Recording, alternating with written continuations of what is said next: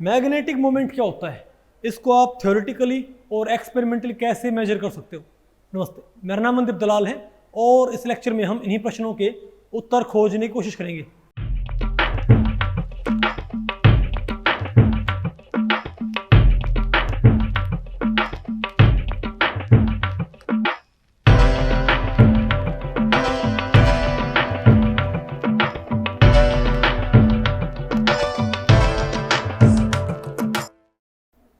Okay, तो भाई आज हमें बताओ क्या पढ़ना है। बताओ भाई, magnetic moment, definition, units and measurement. ठीक है, तो भाई इस टॉपिक को हमने टोटल 3 सेक्शंस में डिवाइड किया है। पहला क्या होगा आपका, डेफिनेशन ऑफ मैग्नेटिक मोमेंट। फिर क्या पढ़ेंगे हम, यूनिट्स ऑफ मैग्नेटिक मोमेंट। और फिर क्या पढ़ेंगे भाई कि जो मैग्नेटिक मोमेंट होता है उसको थ्योरेटिकली और एक्सपेरिमेंटली मेजर कैसे करते हैं। ओके, तो बताओ भाई सबसे पहले क्या पढ़ते हैं, डेफिनेशन ऑफ मैग्नेटिक मोमेंट। तो हम क्या बोलेंगे, तो भाई इसकी डेफिनेशन क्या होती है, अगर मैं इसको सिंपल टर्म्स में बोलूं तो हम क्या बोलेंगे, magnetic moment is nothing but strength of magnetic field produced by a magnet. Strength of the magnetic field produced by magnet. समझे बात, तो क्या होता है उसका मैग्नेटिक मोमेंट, कि भाई कोई मैग्नेट जो है, कोई मटेरियल कितना स्ट्रॉन्गर अपने अराउंड मैग्नेटिक फील्ड क्रिएट करता है। जो मटेरियल अपने अराउंड जितना स्ट्रॉन्गर मैग्नेटिक फील्ड क्रिएट करे वो उतना ही क्या होगा, स्ट्रॉन्गर मैग्नेट, उसका उतना ही ज्यादा क्या होगा मैग्नेटिक मोमेंट। जो अपने around weak magnetic field create करे वो क्या होगा, वीक मैग्नेटिक मोमेंट वाला। ओके, और भाई अगर इसको प्रिसाइजली बोलते हैं भाई, तो आपने पढ़ा होगा ना एक भाई डाइपोल मोमेंट में क्या होता है, अगर भाई तो ये तो होता है मैग्नेटिक मोमेंट, होता है मैग्नेटिक डाइपोल मोमेंट। अब मैग्नेटिक मोमेंट भाई किस तरह का होता है, एक होता है मैग्नेटिक क्वाड्रुपल मोमेंट, एक होता है मैग्नेटिक डाइपोल मोमेंट। अगर दो पोल है तो हम क्या बोलेंगे, मैग्नेटिक डाइपोल मोमेंट। और अगर हायर पोल है तो हम क्या बोलेंगे, मैग्नेटिक क्वाड्रुपल मोमेंट। ठीक है, अरे 4 पोल हो तो क्या होगा, क्वाड्रुपोल, और 2 पोल क्या हो जाएगा, डाइपोल। और भाई डाइपोल का मैग्नेटिक मोमेंट आपको वैसे भी निकालना आता है, इजंट इट। बताओ क्या होता है, बताओ भाई डाइपोल का मैग्नेटिक मोमेंट हम कैसे निकालते हैं। ये बताओ, मान लो हमारे पास क्या है, नॉर्थ पोल। ये बताओ हमारे पास क्या है, साउथ पोल। तो बताओ हमारे पास क्या जाएगा, बताओ। ओके, ये आई थिंक हो गया नहीं बंद, ठीक है। तो बताओ मेरे पास क्या है, नॉर्थ पोल और साउथ पोल। ठीक है बात, तो इसका मैग्नेटिक मोमेंट आप बताओ कैसे निकालते हो, बताओ। Q into d, sorry m into d. यहां पर एम बताओ क्या है, एक पोल की strength into distance of separation. ये हमारे पास क्या जाएगा, मैग्नेटिक मोमेंट। लेकिन यहां पर ये कौन सा मोमेंट है, मैग्नेटिक डाइपोल मोमेंट। बात आपको पहले पड़ गई भाई, तो याद रखियो। लेकिन मैग्नेटिक मोमेंट भाई सिर्फ डाइपोल का ही नहीं होता, क्वाड्रुपोल का भी होता है। बात आपको पहले पड़ गई भाई, तो हम क्या बोलेंगे इसको, तो भाई आपको जनरली तो मैग्नेटिक मोमेंट की जनरल डेफिनेशन में आप डाइपोल मोमेंट नहीं बोल सकते। आप क्या बोलोगे, सिंपली बोलो भाई strength of the magnetic field produced by a magnet. वो क्या होता है उसका मैग्नेटिक मोमेंट, इजंट इट। ठीक है, हाँ डाइपोल का तो क्या आएगा आपके पास, क्यू इंटू डी से। लेकिन आपको पता है भाई जनरली हमको कौन से सिस्टम्स टैकल करने पड़ते हैं जिनमें डाइपोल मोमेंट ही होता है, इसीलिए हम क्या बोलते हैं, magnetic dipole moment. Very good. Okay, अब बताओ क्या पढ़ते हैं आगे ना आपको ये, अब बताओ क्या पढ़ते हैं, यूनिट्स ऑफ मैग्नेटिक मोमेंट। अब भाई आपके सामने सवाल ये आता है कि जो मैग्नेटिक मोमेंट है उसकी यूनिट्स आप कौन सी पढ़ोगे।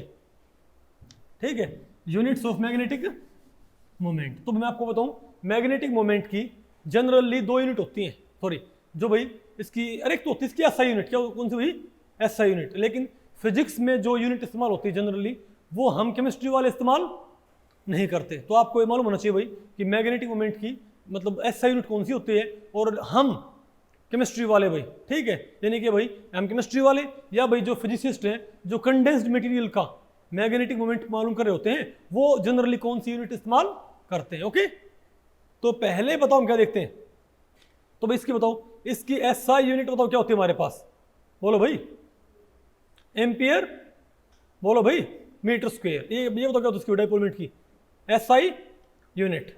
अरे भाई एसआई यूनिट में ये किसमें होती है भाई, एसआई यूनिट्स के अंदर। ठीक है, तो बताओ इसको आप भाई किस में कन्वर्ट कर सकते हो, बताओ भाई। अरे भाई न्यूटन मीटर पर टेस्ला या फिर जूल पर टेस्ला। तो ये बताओ मेरे पास क्या है इसकी भाई, अरे भाई सारी यूनिट क्या है, डाइपोल मोमेंट की है, लेकिन आप जनरली ये यूनिट्स आप इस्तेमाल नहीं करते, इजंट इट। आप बताओ भाई जनरली कौन सी यूनिट आप इस्तेमाल करते हो? अगर आपने ऐसा यूनिट इस्तेमाल की है तो एक होता है, बोलो भाई, बोहर मैग्नेटोन। क्या यहां पर म्यू बी क्या है? म्यू बी यहां पर क्या है? Bohr magneton. तो आप जनरली कौन सी यूनिट इस्तेमाल करते हो? म्यू बी या म्यू एन। अगर आप जो न्यूक्लियर केमिस्ट्री आप वो पढ़ते हो तो वहां पर जो क्या होते हैं, न्यूक्लियस के मैग्नेटिक मोमेंट, या भाई आप क्या पढ़ते हो, एनएमआर, वहां पर क्या होते हैं हमारे पास भाई, बताओ, न्यूक्लियस का मैग्नेटिक मोमेंट। तो आप क्या यूज करते हो? Mu n. तो म्यू बी, तो हमारे लिए इंपॉर्टेंट कौन सी है? म्यू बी और mu n, isn't it? Okay, mu b और म्यू एन। तो बताओ म्यू बी क्या होते हैं हमारे पास? ये मैंने आपको उसको पढ़ाई हुई थी, ई एच बाई 4πme। यहां पर ई तो क्या है? Electronic charge. अच्छा, ये जो भाई बोहर मैग्नेटोन होता है, ये जनरेट कौन करता है? इलेक्ट्रॉन्स। कौन भाई? इलेक्ट्रॉन्स जो जनरेट करते हैं मैग्नेटिक मोमेंट भाई, उसे हम किस मेजर करते हैं? देखो, जो करंट जनरेट करता है वो तो हम भाई, अरे जो हमारे पास यूनिट जो जूल पर टेस्ला वगैरह जो यूनिट थी, उनमें तो हम कौन सा मैग्नेटिक मोमेंट मेजर करते हैं? जो कि करंट जनरेट करता है। अरे सिंपल करंट फिजिक्स के अंदर। लेकिन हम जो मैग्नेटिक मोमेंट पढ़ते हैं वो हम पढ़ते हैं इलेक्ट्रॉन के द्वारा जनरेट किया गया, इजंट इट? तो उसको भाई किस यूनिट के अंदर उसको मेजर करते हैं? बताओ भाई, किसमें? बोहर मैग्नेटोन के अंदर। और बोहर मैग्नेटोन भाई बताओ ऐसा यूनिट्स में कैसे लिखा जाता है? बताओ भाई, बताओ, ई एच 4πme, जहां पर एम बताओ क्या है? Electronic, sorry, mass of the electron, C क्या वेलोसिटी ऑफ लाइट। और अगर आप इसी को किस में कन्वर्ट करो? बताओ भाई, बोलो भाई, बताओ, CGS में। तब बताओ हमारे पास क्या जाएगा? नहीं, मेरे ख्याल से उल्टा हो गया ये तो, आई थिंक भाई। एक्चुअली मैं आपको बताऊं, SI में क्या आएगा हमारे पास? अरे भाई उल्टा लिख दिया मैंने ये। अगर आपने CGS यूनिट इस्तेमाल की ना, अगर आपने क्या यूज की है? CGS, तो क्या आएगा? तो भाई EH बाई 4πme। नहीं बता आपको पहले पड़ी? अगर आपने आपने यहाँ पर क्या लिख दिया भाई? C लिख दिया, C से आपने यहाँ पर इसको डिवाइड कर दिया, तब तो क्या हो जाएगा हमारे पास? CGS में। और आपने C हटा दिया, तब तो क्या आपके पास? ये SI यूनिट में। बात आपको पहले पड़ेगी भाई। और सिमिलर बात बताओ हमारे पास किसकी क्या होती है? तो बताओ, न्यूक्लियर मैग्नेट। तो भाई न्यूक्लियर मैग्नेटोन भी क्या होगा? एक तो होता है बोहर मैग्नेटोन, ये क्या होता है? Nuclear magneton. ये क्या होगा हमारे पास? बस सिंपल बात है, EH बाई 4π, यहां पर क्या था? मास ऑफ इलेक्ट्रॉन, यहां पर क्या करते? Mass of proton. नहीं समझे बात भाई? अरे बोलो। और बताओ CGS में बताओ हमारे पास क्या जाएगा? CGS में ये उल्टा लिखा हुआ, ये बताओ, EH by 4π, mass of the proton, C। तो ध्यान रखियो भाई, ये तो किसमें है? CGS में। और ये बताओ किसमें है? SI में। आसान है कि मुश्किल भाई ये? बताओ। और भाई आप कहोगे ये जो म्यू एन, और भाई मैंने सुबह तो आपको पढ़ाया था भाई, सॉरी मैंने कल आपको पढ़ाया था भाई। कल हमने क्या पढ़ी थी? Quantum theory of magnetism. तो वहां पर आपने भाई BM आपने कैलकुलेट नहीं किया क्या आपने बोहर मैग्नेटोन या B.M या म्यू बी आपने कैलकुलेट नहीं किया था क्या? और बताओ उसकी वैल्यू हमारे पास क्या ही थी? बिल्कुल यही थी भाई, EH by 4πmc। EH by 4πmc आई थी हमारे पास भाई। नहीं बेटा आपको सॉरी का भाई, EH बाई 4πmc कल हमारे पास ये वैल्यू आई थी, इजंट इट? बिल्कुल यही वैल्यू आई थी हमारे पास, EH बाई 4πm। हमारे पास C भी था। अरे भाई M को हमने सिंपली यहाँ पर लिख दिया ME, और C यहाँ से हटा दिया। क्यों भाई? क्योंकि ये क्या है? SI में। यहाँ पर अगर आपने सारे टर्म्स कहाँ पर ली हैं? अगर आपने SI में लिए हैं, ठीक है, अगर आपने कहाँ लिए बताओ? ये CGS में। तो ये अब आपके पास क्या बन जाएगा? ये वाला। आसान है कि मुश्किल भाई? बताओ। तो इस तरीके से आप इसको, तो ये हमारे पास क्या यूनिट, तो ध्यान रखिए भाई। तो इलेक्ट्रॉन जो मैग्नेटिक मोमेंट क्रिएट करता है वो तो क्या होता है? म्यू बी में मेजर होता है बोहर मैग्नेटोन में। और जो न्यूक्लियस मैग्नेटिक मोमेंट जनरेट करता है वो बताओ भाई किस में मेजर होता है? बताओ। म्यू, इसको बोलते हैं न्यूक्लियर मैग्नेटोन, इजंट इट? अब बताओ क्या पढ़ते हैं हम? Measurement of magnetic moment. कि आप भाई मैग्नेटिक मोमेंट को मेजर कैसे कर सकते हो? ठीक है, तो मैं आपको बताऊं भाई, मैग्नेटिक मोमेंट को मेजर करने के हमारे पास दो तरीके होते हैं। ठीक है, एक तो होता है थ्योरेटिकल कैलकुलेशन। एक तो मैग्नेटिक मोमेंट निकालो हमने कैसे? थ्योरेटिकली। और एक कैसे भाई? एक्सपेरिमेंटली। मैग्नेटिक मोमेंटम तो पहले क्यों भैया, और दोनों दोनों समझने की जरूरी क्यों है? क्योंकि अगर आपको यही नहीं पता कि थ्योरेटिकली मैग्नेटिक मोमेंट कैसे आएगा, तो आप एक्सपेरिमेंटल मैग्नेटिक मोमेंट को कंपेयर कैसे करोगे उस थ्योरी से? Isn't it? कोई भी थ्योरी हो भाई, उसको मैग्नेटिक मोमेंट जनरेट करना आना चाहिए भाई। क्यों? हमारा काम क्या हो भाई, इस टॉपिक में पढ़ना क्या है? एक तो हम पढ़ेंगे कि मैग्नेटिक मोमेंट एक्सपेरिमेंटली कैसे मेजर होता है और मैग्नेटिक मोमेंट भाई थ्योरेटिकली कैसे कैलकुलेट होता है, ताकि भाई उन दोनों को फिर कंपेयर किया जा सके आगे की थ्योरीज में। और फिर आगे आगे जो बड़ी पढ़े कॉन्सेप्ट, फ्री आयन हो चाहे हमारे पास क्या हो, कॉम्प्लेक्स आयंस। ठीक है, तो बताओ भाई यहां पर तो पहले आपने क्या पढ़ना है, experimental calculation of magnetic moment, magnetic moment की एक्सपेरिमेंटल कैलकुलेशन। अब ये बात आपको भाई सुनने में बड़ी अजीब लगेगी, लेकिन मैं आपको बताऊं भाई, आप मैग्नेटिक मोमेंट कैलकुलेट नहीं कर सकते experimentally. Magnetic moment can not be determined experimentally. आपको ये क्या बात हुई भाई? एक्सपेरिमेंटली कभी मैग्नेटिक मोमेंट निकलता, क्या निकलता है? Magnetic susceptibility. अब समझे बात भाई, तो कि मैग्नेटिक ससेप्टिबिलिटी इतनी इंपॉर्टेंट क्यों होती है? क्योंकि भाई हमारे लिए इंपॉर्टेंट पैरामीटर कौन है बहुत ज्यादा? एक मैग्नेटिक मोमेंट, जिससे भाई दुनिया भर की फिजिकल और केमिकल प्रॉपर्टीज जुड़ी हुई है। किसकी? डिफरेंट मोलिकुलर ज्योमेट्रीज की, इजंट इट? लेकिन ये जो क्या बोलते हैं भाई मैग्नेटिक मोमेंट निकलते कैसे? ये पहले एक्सपेरिमेंटली मेजर क्या होता है? मैग्नेटिक ससेप्टिबिलिटी भाई। काई क्या होता है? मोलर मैग्नेटिक ससेप्टिबिलिटी पहले ये मेजर होती है, फिर इससे हम क्या निकालते हैं? Magnetic moment. वो फिर बाकी चीजें इस्तेमाल होता है। बात आपको पहले पड़ी। तो मैं जो बोलता हूं एक्सपेरिमेंटल मैग्नेटिक मोमेंट, वास्तव में वो मैंने किससे निकाला है? एक्सपेरिमेंटल मैग्नेटिक ससेप्टिबिलिटी से। समझ गए बात भाई? तो पहले आपने क्या क्या, क्या कैलकुलेट करनी चाहिए? Experimental magnetic susceptibility. ये भाई आपको आती है, ये आप कैसे निकालोगे? गोइज मेथड से। कैसे भाई? जो गोइज बैलेंस होती है वहां से आप easily experimental magnetic susceptibility calculate कर सकते हो। क्या आपको? ठीक है भाई, हमारे पास मैग्नेटिक ससेप्टिबिलिटी है, तो हम क्या निकालेंगे? Magnetic moment.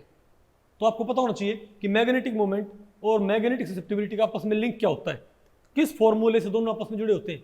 क्योंकि भाई आप एक्सपेरिमेंटल मैग्नेटिक ससेप्टिबिलिटी मालूम करके उस फॉर्मूले में पुट कर दोगे, आपके पास क्या जाएगा? Experimental magnetic moment, isn't it? लेकिन अब आप ये बताओ भाई, तो मैग्नेटिक मोमेंट आपने एक्यूरेट कैलकुलेट करना चाहिए कि रफली? जितना आप मैग्नेटिक मोमेंट एक्यूरेटली कैलकुलेट करोगे उतना क्या रहेगा? बेटर रहेगा ना? तो मैंने आपको बताया था भाई कि जब आप मैग्नेटिक ससेप्टिबिलिटी मेजर करते हो, एक्यूरेट मैग्नेटिक मोमेंट के लिए क्या चाहिए? Accurate magnetic susceptibility. और एक्यूरेट मैग्नेटिक ससेप्टिबिलिटी जो आप मेजर करते हो वो क्या होती है भाई? आपको पता है ये तो, इसमें तो क्या होता है हमारे पास? इसमें क्या होता है? ये तो क्या होती है? Molar magnetic susceptibility paramagnetic plus molar magnetic susceptibility दोनों का सम होती है भाई। नहीं समझे बात? और मैग्नेटिक मोमेंट के लिए क्या चाहिए हमको? Paramagnetic susceptibility. तो ये तो क्या है? Experimental paramagnetic susceptibility. और ये क्या भाई? सॉरी, ये तो क्या है? एक्सपेरिमेंटल मैग्नेटिक ससेप्टिबिलिटी किसी पैरामैग्नेटिक मटेरियल की भाई। और ये क्या है?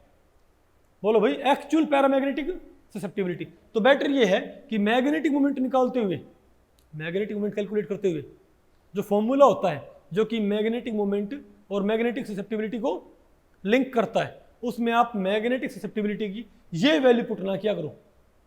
बोलो भाई, जो कहां से आती है हमारे पास? गोइज बैलेंस से।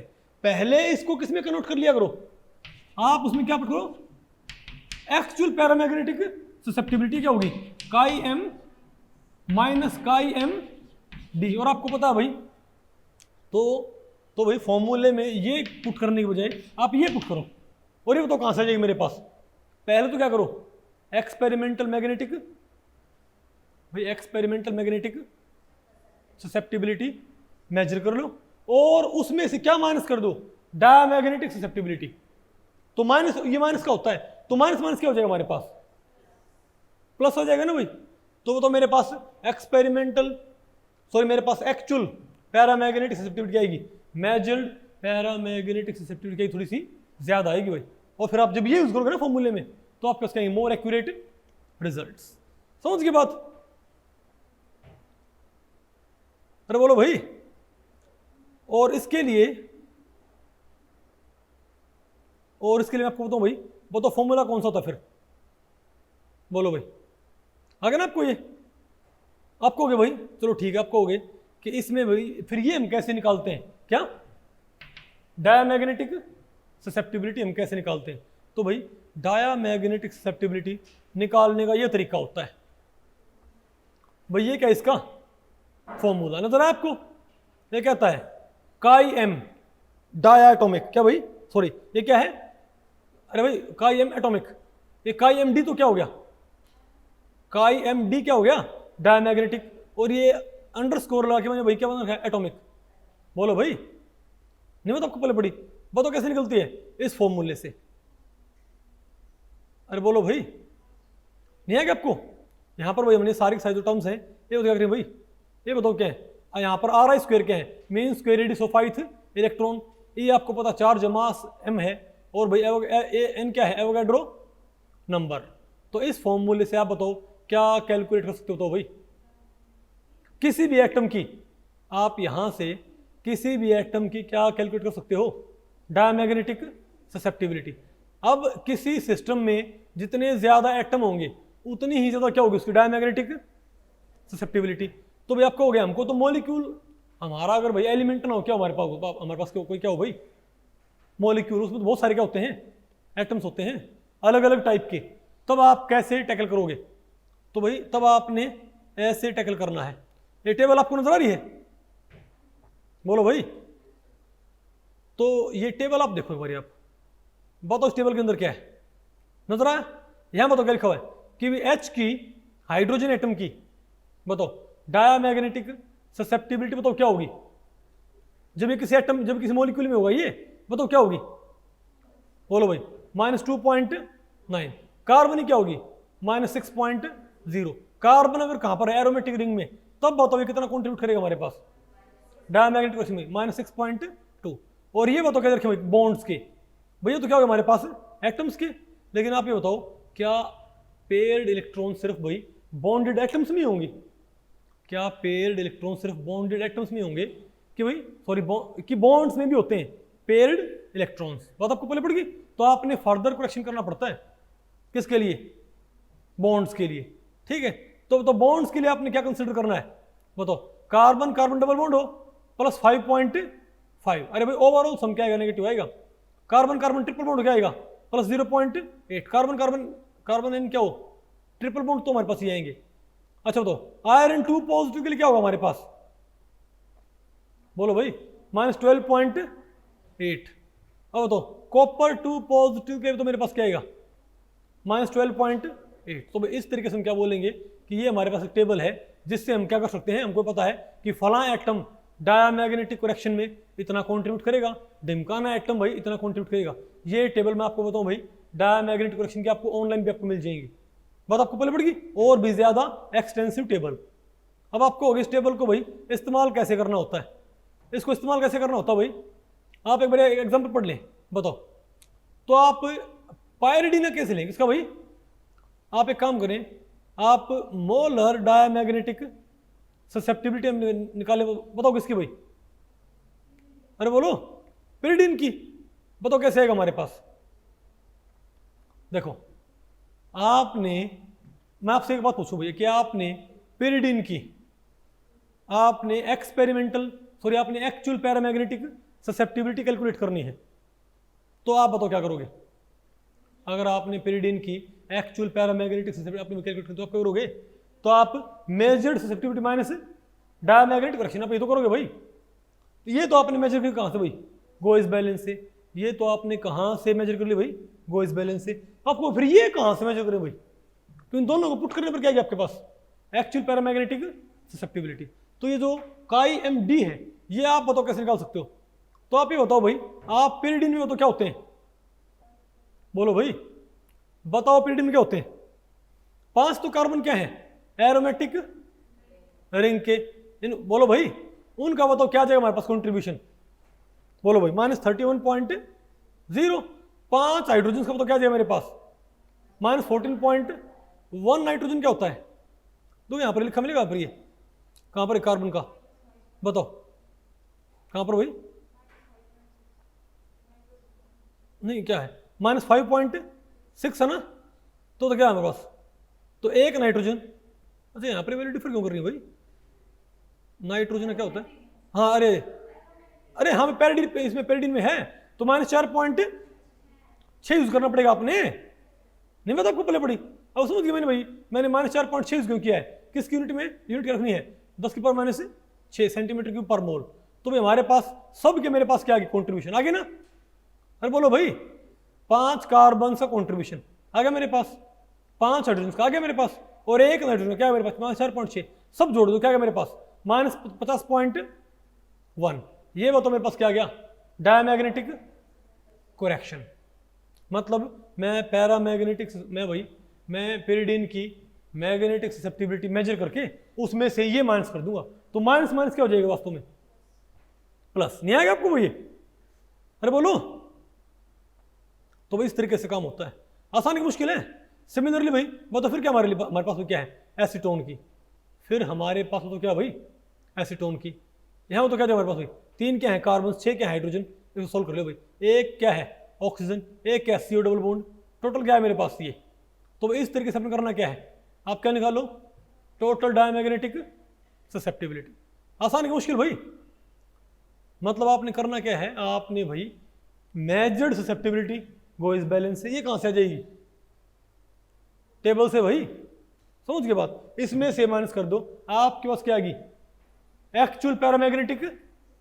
ससेप्टिबिलिटी, और जब एक बार ही आपके पास एक्चुअल पैरामैग्नेटिक ससेप्टिबिलिटी आ गई, तो मैं आपको बताऊं भाई actual paramagnetic molar paramagnetic susceptibility, actual molar paramagnetic susceptibility जुड़ी होती है इफेक्टिव मैग्नेटिक मोमेंट से, इस फॉर्मूले से -n3 μ effective square by 3 kT, isn't it, अरे बोलो भाई, तो अरे भाई माइनस नहीं आएगा यहाँ पर, सॉरी माइनस नहीं आएगा यहाँ पर भाई, बताओ क्या हमारे पास ही, तो फिर आप बताओ क्या करोगे, अरे भाई यहाँ पर माइनस हटा दियो, जहाँ तक मुझे माइनस यहाँ पर किसी काम का नहीं है, तो क्या मेरे पास क्या, क्योंकि भाई ये क्या मेरे पास पॉजिटिव आएगी, तो 3k2 क्या करो इससे मल्टीप्लाई कर दियो, और n से क्या करो इसको भाई भाग कर दियो, और म्यू इफेक्टिव है ना ये स्क्वायर है, तो म्यू इफेक्टिव क्या आएगा मेरे पास, इसका क्या करो भाई रूट कर दियो, आ गया ना, अरे भाई KT room temperature Boltzmann constant n सब कुछ पुट कर दिया, और भाई म्यू इफेक्टिव के अलावा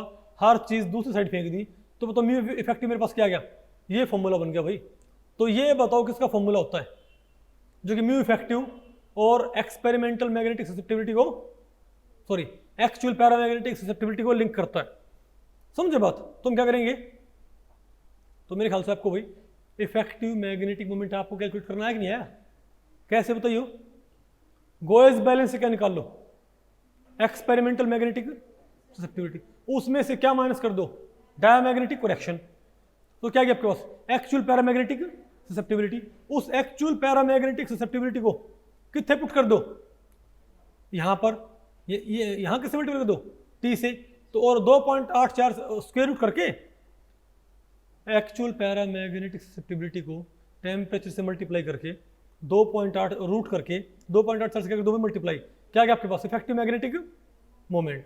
तो आगे आप जब भी क्या पढ़ो, आगे आपको कहां भी जहां कहीं भी आपको क्या देखने को मिले, आगे आपको भी जहां कहीं भी क्या देखने को मिले कि effective sorry experimental magnetic moment, अब समझिए भाई हमने इसी फॉर्मूले से निकाला वो बात, आपको पहले पड़ गई भाई कि नहीं है आपको, अरे बोलो भाई, नहीं बात आपको पहले पड़ी मेरे ख्याल से, पक्का आ गया, वेरी गुड। अब बताओ हम क्या पढ़ते हैं, तो अभी तक आपने तो क्या पढ़ा है एक्सपेरिमेंटल मैग्नेटिक मोमेंट, क्या अभी तक आपने मैग्नेटिक मोमेंट को कैसे पढ़ा है कि एक्सपेरिमेंटल मैग्नेटिक मोमेंट कैसे कैलकुलेट, कैसे मेजर करेंगे, कैलकुलेट नहीं देखा जाए तो भाई एक्चुअल वर्ड क्या रहेगा एक्स भाई measurement of experimental magnetic moment, किससे एक्सपेरिमेंटल मैग्नेटिक ससेप्टिबिलिटी से भाई, पैरामैग्नेटिक ससेप्टिबिलिटी से। अब आप भाई इसको कंपेयर करने के लिए अब थ्योरेटिकल कैलकुलेशन कैसे आती है मैग्नेटिक मोमेंट की थ्योरेटिकल कैलकुलेशंस कैसे आती है भाई, तो मैं आपको जनरल बात आपको बताऊंगा भाई। देखो हमने बात क्या करनी है, हमने बात करनी है इलेक्ट्रॉन्स के द्वारा जनरेट किया गया मैग्नेटिक मोमेंट। भाई हम यहां पर बात कैसे कर रहे हैं इलेक्ट्रॉन्स के द्वारा जनरेट किया गया मोमेंट। अब इलेक्ट्रॉन्स के पास मोशन कितने टाइप की होती है बताओ भाई? स्पिन मोशन और ऑर्बिटल मोशन। तो इलेक्ट्रॉन कितने मैग्नेटिक मोमेंट जनरेट कर सकता है? एक तो म्यू एल और एक क्या भाई? Mu S. तो इलेक्ट्रॉन की स्पिन मोशन ने कौन सा मैग्नेट बनाया है? Mu S. और इलेक्ट्रॉन की ऑर्बिटल मोशन ने कौन सा मैग्नेट बनाया है? Mu L. Isn't it? तो मुझे पता करना है कि भाई टोटल मैग्नेटिक मोमेंट कैसे आता है, टोटल मैग्नेटिक मोमेंट कैसे आता है भाई। ठीक है, तो भाई यहां पर मैं आपको बताऊं तो देखो इन दोनों के रिजल्टेंट से मेरे पास क्या आएगा? Total magnetic moment. तो भाई टोटल मैग्नेटिक मोमेंट थ्योरेटिकली आप 3 तरीके से कैलकुलेट कर सकते हो। एक तो बताओ क्या, पहला बताओ क्या होगा? बोलो भाई। Resultant orbital motion. क्या पहला क्या हो भाई बताओ?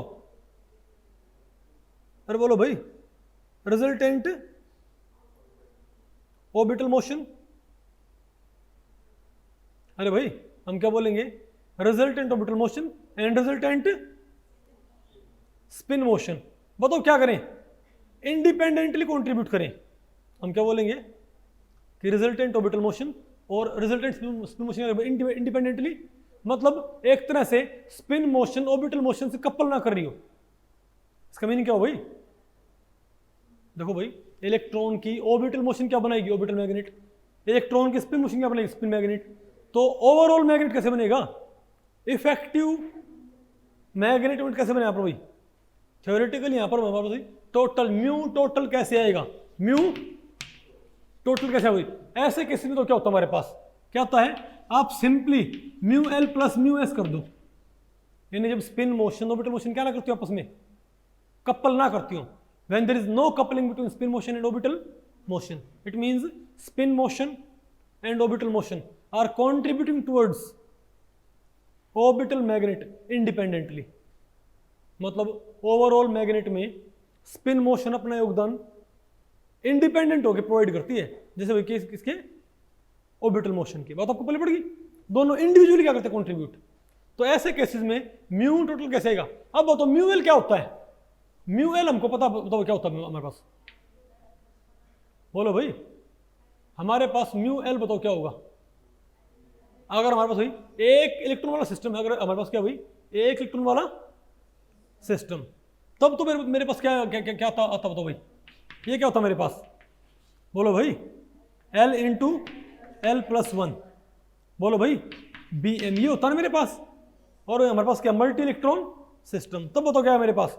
तो भी सी एल को आप क्या यूज कर दो? कैपिटल एल कर दियो भाई। क्या? Capital L. बताओ क्या है मेरे पास? तो म्यू एल क्या है मेरे पास? L into L plus 1 B M होता ना।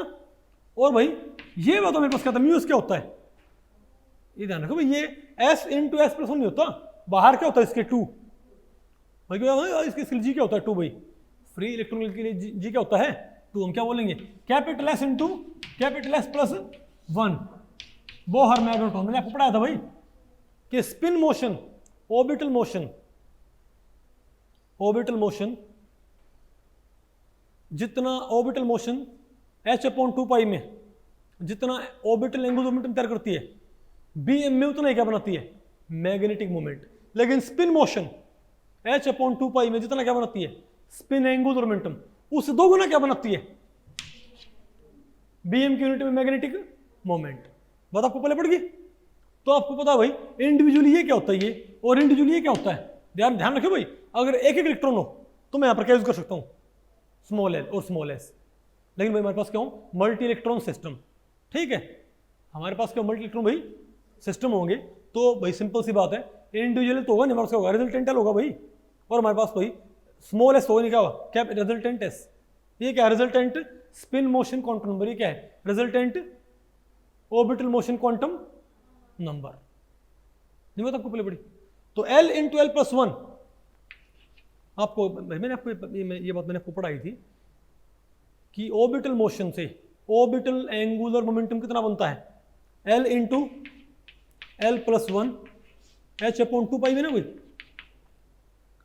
ऑर्बिटल मोशन से h/2π में जितना क्या बनता है? Orbital angular momentum. bm की यूनिट में उतना क्या बनता है? Magnetic moment. लेकिन स्पिन मोशन से h/2 की यूनिट में, ये तो क्या है, स्पिन मोशन से ये तो क्या है भाई, स्पिन एंगुलर मोमेंटम। बोलो भाई, h/2 की यूनिट में स्पिन मोशन से क्या बनता है, जितना एंगुलर मोमेंटम, उस डबल क्या बनता है, मैग्नेटिक मोमेंट। तभी तो रेशियो क्या था जी भाई, यहाँ पर जी होता, इसलिए यहाँ पर जी होता है, यहाँ पर जी नहीं होता, यहाँ जी होता है भाई, यहाँ जी नहीं होता। बात आपको पहले पड़ गई भाई, अरे बोलो समझो। तो बताओ अगर ये इंडिपेंडेंटली कंट्रीब्यूट कर रहे हैं तो ओवरऑल कैसे आएगा, सिंपली क्या करो इनको आपस में, वो सिंपली क्या ग्रुप है आपस में ऐड कर दो तो मेरे पास, तो बताओ भाई क्या आएगा हमारे पास, दिस प्लस दिस, इस 2 को अंदर लीजिए, क्या जाए मेरे पास 4। तो तुम क्या बोलूंगा, तो म्यू टोटल का बताओ फॉर्मूला क्या आ गया मेरे पास, बोलो भाई। अगर when there is no coupling between spin motion and orbital motion, spin motion and orbital motion will contribute independently towards resultant orbital magnet। तो क्या है मेरे पास, L into L plus 1 plus 4S into S plus 1 BM। ये क्या है मेरे पास भाई, formula आ गया। किस केस में, ये मेरे पास फॉर्मूला किस केस में आ गया, बताओ भाई। जब क्या हो, बताओ जब क्या हो भाई, spin motion of the machine करे, इंडिपेंडेंटली कंट्रीब्यूट करे। आ नहीं आया, गुड। अब ये, अब बताओ दूसरा केस क्या है, जब भाई ऑर्बिटल मोशन और स्पिन मोशन क्या करती हो आपस में, इंटरेक्ट करती हो भाई। अरे अब हमारे पास दूसरा केस क्या आ गया, जब स्पिन मोशन और ऑर्बिटल मोशन क्या करते हैं आपस में, इंटरेक्ट, उनमें कपलिंग है भाई। When there is a interaction, sorry when there is an interaction between spin motion and orbital motion, तब बताओ क्या होगा भाई। तो आप बताओ एलएस कपलिंग से क्या आएगा, जे भाई, एलएस कपलिंग से तो क्या आएगा हमारे पास, जे आएगा ना। तो हमको पता है एलएस कपलिंग से एक नया क्वांटम बनता है, कौन सा, जे। उस केस में म्यू टोटल कैसे आएगा, म्यू टोटल क्या भाई। अच्छा एक बात ध्यान रखियो भाई, एक बात ध्यान रखियो, अभी मैंने क्या पढ़ाया था, ये बताओ, याद है ना कोई, ठीक है। अच्छा बताओ, अगर कपलिंग ना हो, अगर कपलिंग ना हो, व्हेन नो एलएस कपलिंग, कोई एलएस कपलिंग नहीं है, तो क्या फॉर्मूला म्यू टोटल का, क्या था बताइए भाई, root l into L plus 1 plus 4S into S plus 1 BM। यह है ना मेरे पास भाई। अब मैं ये कहूं कि हाँ कपलिंग है, एलएस कपलिंग है, अब बताओ क्या है मेरे पास। अब भैया आपको पता है एलएस कपलिंग से नया क्वांटम आता जे, इजंट इट। उस वक्त ये जे क्या देगा बताओ फिर, बोलो भाई। तो बताओ पहले, जे से, जे क्वांटम नंबर से रिजल्टेंट टोटल मोशन कितनी आएगी बताओ। अरे जे क्वांटम नंबर से एंगुलर मोमेंटम कितना बनेगा बताओ, जे इंटू जे प्लस 1 का अंडर द रूट h/2 की यूनिट में। अब सवाल ये उठता है क्या भाई, जे मोशन से, जे क्वांटम नंबर से बनने वाली भाई, जे से बनने वाली h/2 की यूनिट में क्या बनता है, इतना एंगुलर मोमेंटम। तो क्या बीएम में इतना ही क्या बनेगा, मैग्नेटिक मोमेंट नहीं, ये क्या बनेगा उसका डबल नहीं, उसका डबल नहीं भाई, उसका जी टाइम्स क्या भाई उसका। तो हम क्या बोलेंगे, जे क्वांटम नंबर से h/2 की यूनिट में, जे क्वांटम नंबर से h/2 की यूनिट में जितना क्या बनता है एंगुलर मोमेंटम। समझ गए बात भाई, जे क्वांटम नंबर से h/2 की यूनिट में जितना क्या बनेगा एंगुलर मोमेंटम। बीएम की यूनिट में, बीएम की यूनिट में इससे जी गुना क्या भाई, जी गुना, बोलो भाई जी टाइम्स, बताओ क्या बनेगा। देखो भाई वही रखा, वही जे इंटू जे प्लस 1, बिल्कुल वही रखा भाई, लेकिन जी टाइम्स। बोलो भाई, बात आपको पहले पड़ गई। तो ये क्या क्या फॉर्मूला है मेरे पास, ये बताओ किसका फॉर्मूला, जी इंटू जे प्लस, तो क्या गया म्यू टोटल क्या है इसके, किस केस में बताओ, जी इंटू रूट जे इंटू जे प्लस 1 BM। ठीक है। तो बहुत सिंपल ना भाई, एल्स कपलिंग ना हो ऊपर वाला, एल्स कपलिंग हो नीचे वाला, नहीं आपको बात सुना। और भाई दोनों ही केसेस में आपसे स्पिन ओनली भी पूछा जा सकता है। क्या भाई, दोनों ही केसेस में आपसे बताओ भाई क्या पूछ सकते हैं, स्पिन ओनली मैग्नेटिक मोमेंट। क्या भाई, स्पिन ओनली, कि भाई ना सिर्फ क्या बताओ भाई, स्पिन ओनली कॉन्ट्रीब्यूशन क्या होगा। तो स्पिन ओनली भाई कई तरीके से पॉसिबल भाई। एक तो भाई ये हो सकता है कि ऑर्बिटल मोशन हो ही ना भाई, स्पिन ओनली पता करने के कई रीजन हो सकते हैं भाई। कई बार एग्जामिनर क्या सोचता है कि मैं भाई टोटल मैग्नेटिक मोमेंट ना पूछना चाहता भाई, कई बार एग्जामिनर क्या सोचता है कि भाई मैं टोटल मैग्नेटिक मोमेंट नहीं पूछना चाहता, मैं सिर्फ क्या चाहता हूं भाई बताओ, कि भाई स्पिन ओनली मैग्नेटिक मोमेंट मुझे बताया जाए। उस केस में बताओ आपने क्या करना है, बोलो भाई, उस केस में आपने क्या करना है भैया। नहीं, उसकी वजह क्या हो सकती है, उसकी वजह हो सकती है भाई, एक तो हो सकता है ऑर्बिटल मोशन हो ही ना सिस्टम में, बोलो भाई, एक तो ऑर्बिटल मोशन हो ही ना, तो जो भी क्या आएगा टोटल वही क्या होगा सारा स्पिन ओनली। तो मुझे पूरा फॉर्मूला यूज करने की जरूरत है क्या फिर, नहीं बता आपको पहले भाई। या फिर एग्जामिनर क्या चाहता है कि टोटल में से स्पिन कॉन्ट्रीब्यूशन कितना, सिर्फ ये पता कर ले, क्या टोटल में से स्पिन कॉन्ट्रीब्यूशन कितना है ये मालूम करना चाहिए भाई, है ना कई वजह।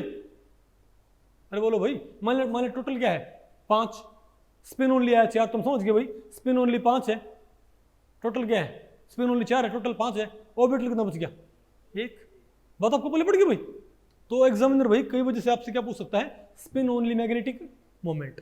ये कब पूछते हैं, या तो जब ऑर्बिटल मोशन हो ही ना, बोलो भाई ना इस केस में और ना ही तो ऑर्बिटल मोशन ना होगी, तो ये भी अपने आप क्या बन जाएगा स्पिन ओनली फॉर्मूला। जब ऑर्बिटल मोशन ना होगी तो ये फॉर्मूला अपने आप क्या बन जाएगा स्पिन ओनली। कैसे भाई, और ये भी क्या बन जाएगा स्पिन ओनली। कैसे बताओ, जब ऑर्बिटल मोशन हो ही ना, बोलो भाई, तो एल एस कपलिंग नहीं होगी भाई, तो एल एस कपलिंग नहीं होगी ना, तो एल क्या पुट करूं मैं 0, 0 पुट किया, 0 पुट किया, क्या रहेगा मेरे पास अपने आप, तो mu total mu spin only में क्या आ गया मेरे पास 4s इंटू एस प्लस 1, बोलो भाई bm आ गया मेरे पास।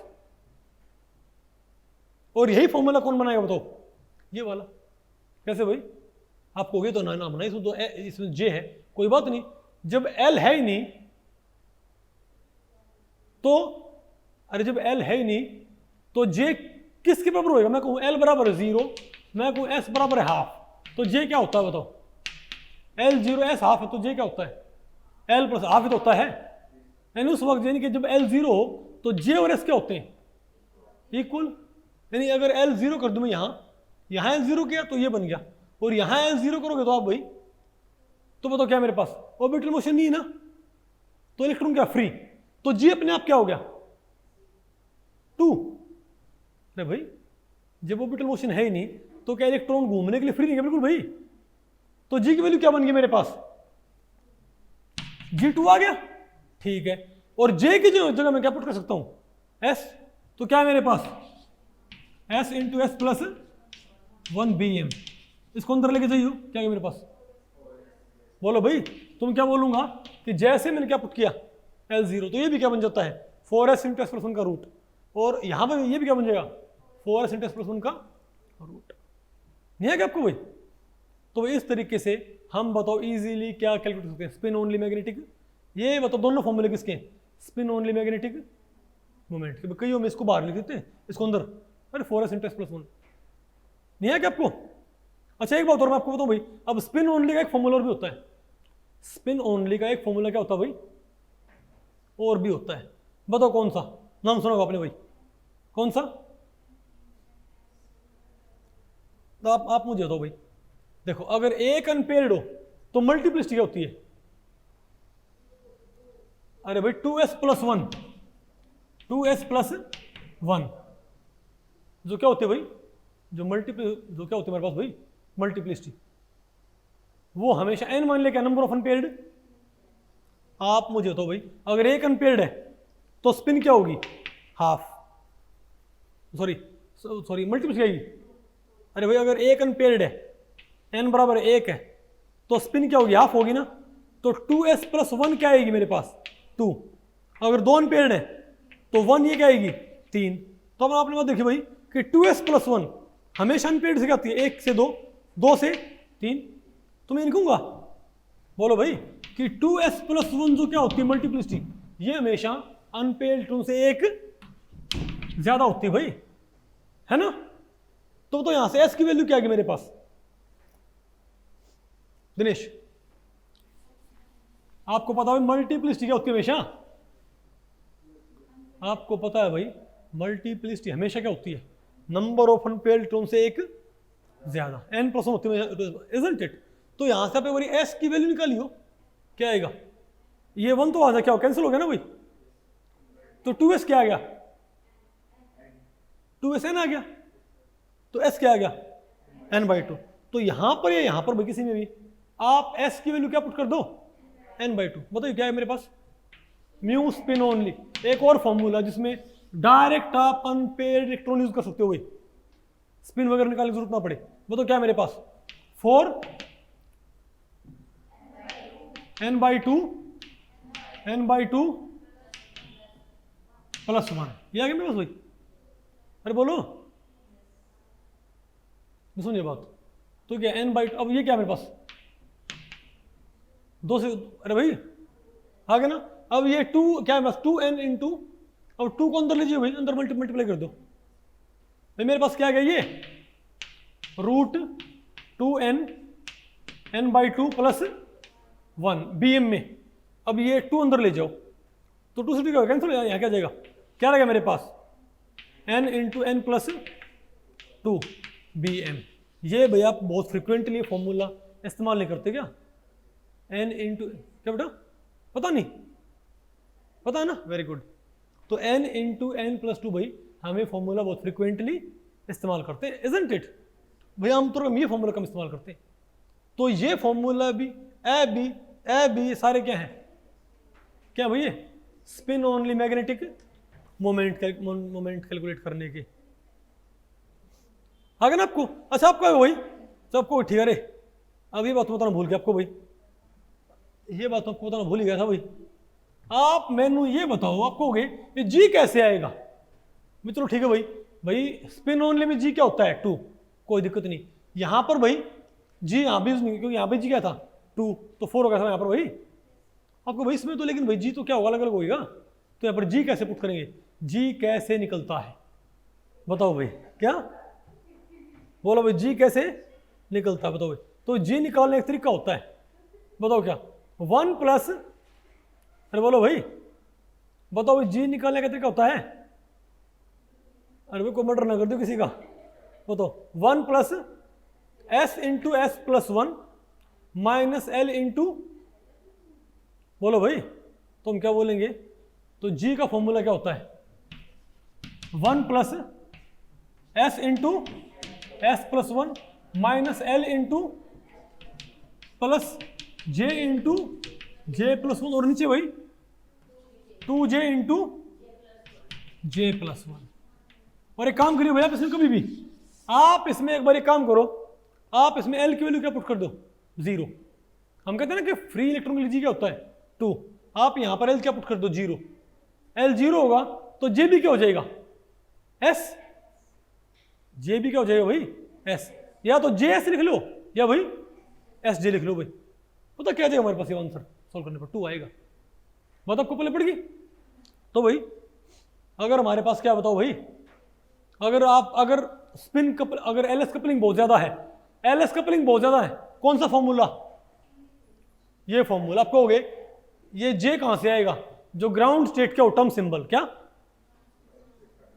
ग्राउंड स्टेट क्या हो टर्म सिंबल है, उससे क्या निकाल लियो जे, ठीक है। और उस भाई ग्राउंड स्टेट टर्म सिंबल में एल एस जे भी तो होते हैं, उनसे क्या निकाल लियो जी, तो जी भी पुट करो जे पुट करो, नहीं है क्या आपको एल एस कपलिंग भाई बहुत ज्यादा, और ना हो तो ये वाला फॉर्मूला ग्राउंड से टर्म सिंबल लिखो, टर्म सिंबल से एल और एस पुट करो, यहां पुट करो, आगे नहीं आपको वही बताओ। और स्पिन ओनली पूछ ले तो ये फॉर्मूले आ गया ना ये, तो ये आपको ये पता लग गया कि एक्सपेरिमेंटली मैग्नेटिक मोमेंट कैसे निकलता है और थ्योरेटिकली मैग्नेटिक मोमेंट कैसे कैलकुलेट होता है, इजंट इट। अब बताओ क्या पढ़ना हमको, अरे आ गया ना ये रिजल्टेंट स्पिन कि नहीं आया, दोनों फॉर्मूले क्या बन जाएंगे इसमें कन्वर्ट भाई, इजंट इट, L0 करते ही, और इसको भाई मैं n की टर्म में ये लिख सकता हूं। आगे ये अब बताओ इसके ऊपर क्वेश्चन बताओ, ये क्या था, the value of splitting factor for Mn2 positive ion will be, ये बताओ भाई, ये कहता है कि अरे भाई Mn2 पॉजिटिव आयन के लिए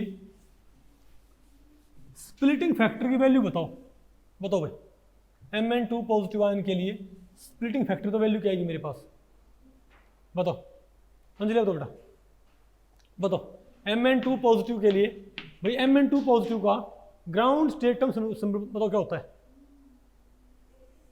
क्या होता है भाई, अरे भाई 6s, वेरी गुड। अब बताओ यहाँ पर L कितना है 0, S कितना है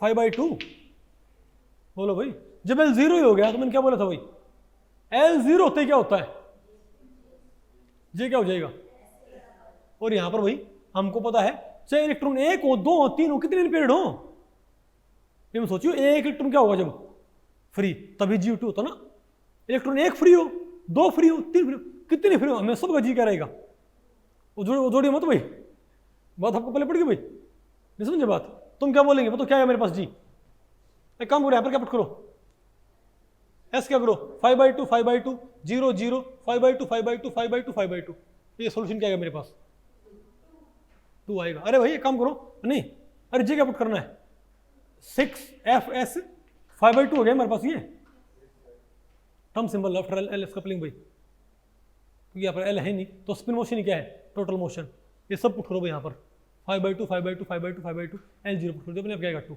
तो आंसर क्या मेरे पास भाई, क्योंकि आपको पता है मैग्नीज 2 पॉजिटिव में क्या हो जाएगा भाई, सब में क्या पहुंच जाएंगे एक इलेक्ट्रॉन, तो भाई यहाँ पर 5 अनपेयर्ड है लेकिन 5 ऑर्बिटल मशीन क्या कर आपस में कैंसल आउट, ऑर्बिटल मशीन क्या बची इसके पास, बची नहीं, ऑर्बिटल मशीन बची नहीं, तो 5 इलेक्ट्रॉन स्पिन करने के लिए क्या बिल्कुल फ्री, और फ्री इलेक्ट्रॉन का जी कितना होता है 2, नहीं आना आपको, ये कौन सा आंसर आया, मुझे तो भाई भी नजर आ रहा है यहाँ पर, ठीक है क्या, और बताओ भाई for paramagnetic substances the actual paramagnetic susceptibility is, बताओ ये कहता है इक्वल टू मेजर्ड ससेप्टिबिलिटी, कहता है ग्रेटर देन, अरे ग्रेटर यहां से ग्रेटर देन दी मेजर्ड ससेप्टिबिलिटी, लेस देन क्या होती है बताओ भाई, मैंने आपको बताया था नहीं पढ़ा है मैंने आपको ये, अरे भाई मेजर्ड क्या होती है हमेशा, काई एम पैरामैग्नेटिक प्लस, बोलो भाई काई एम डायमैग्नेटिक, तो भाई ये क्या होती है, इसको साइड फेंकियो माइनस, लेकिन भाई बढ़ गया क्योंकि ये ये खुद क्या होता है माइनस का, तो काई एम पी क्या होता है बताओ, chi m minus chi m d, तो भाई जो एक्सपेरिमेंटल क्या होगी मैग्नेटिक ससेप्टिबिलिटी, उसमें से माइनस माइनस का नंबर प्लस बढ़ गया भाई क्या आएगा ग्रेटर, इसका भी मेरे पास आंसर क्या है बताओ भाई बी, आसान है कि मुश्किल है, तो भाई इस लेक्चर में इतना ही, अगर इस लेक्चर के बारे में आपके कुछ प्रश्न या सुझाव हैं तो आप मुझे नीचे कमेंट सेक्शन में पूछ सकते हैं, मैं उनके उत्तर देने की पूरी कोशिश करूंगा, तो ठीक है मिलते हैं अगले लेक्चर में, तब तक के लिए नमस्ते।